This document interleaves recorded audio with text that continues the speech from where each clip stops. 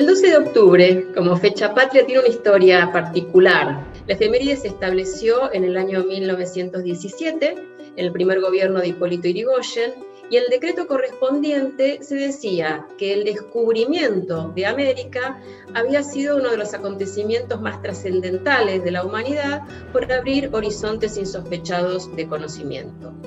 Y si bien en el decreto no lo decía, con el paso del tiempo el nombre de Día de la Raza se impuso para definir a este momento. Y me parece que un primer giro importante estuvo en el 5º centenario de la ahora así nombrada conquista de América. Ya no se habla de descubrimiento, sino de conquista de América. Y en ese momento la producción historiográfica era totalmente diferente.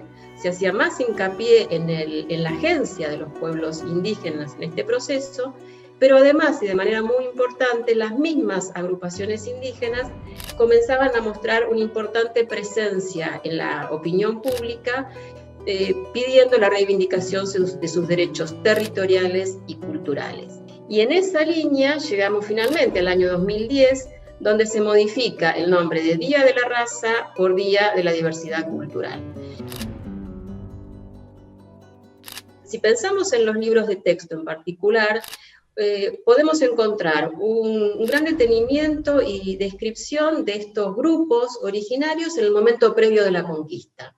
Luego se pasa a un relato sobre la mayor o menor resistencia que opusieron a la conquista, pero luego de eso hay una suerte de silencio sobre estos pueblos que vuelven a aparecer en el relato cuando se produce alguna rebelión, algún movimiento de resistencia a otro intento de avance territorial. Entonces, esta historia tan fragmentada de los indígenas creo que ha llevado a la creación de un sentido común por el cual la relación entre blancos e indígenas en términos generales es básicamente conflictiva.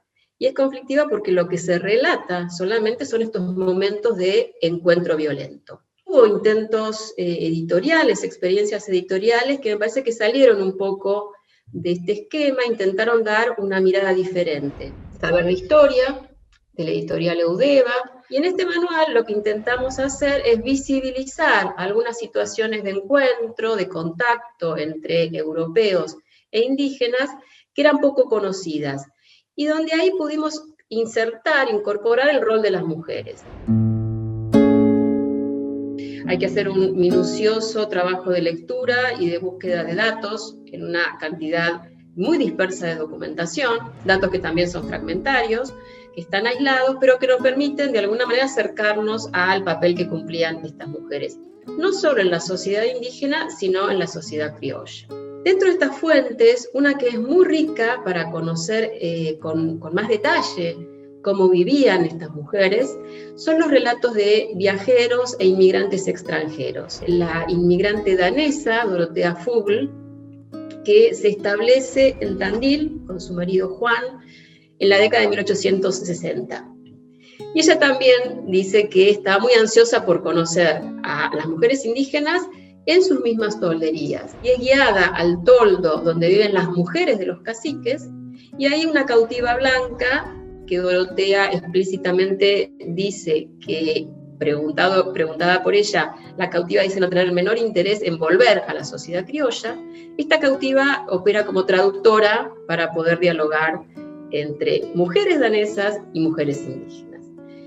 Y da otro dato más interesante, Dorotea, que es el de una curandera, y ahí le pone nombre, la curandera Petrona Rojas, de Tandil, que logró curar la enfermedad del hijo de una amiga danesa de ella, una enfermedad que el médico de Tandil no había podido remediar.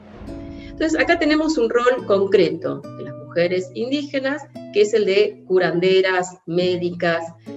Hay otro rol que también fue fundamental en el periodo colonial y en el periodo independiente, que tal vez es el menos conocido, que es el de las mujeres como intermediarias centrales en las negociaciones de paz.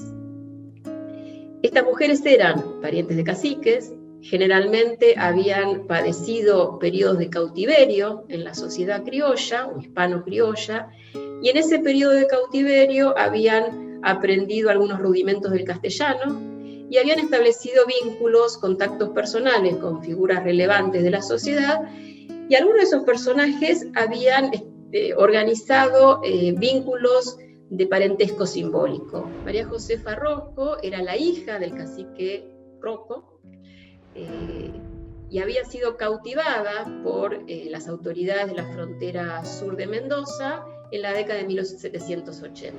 Josefa se va a convertir en la pieza clave de las negociaciones de la frontera mendocina. Ese rol tan distinguido es explicitado en los tratados de paz, en los tratados, en los parlamentos que derivan en papeles escritos.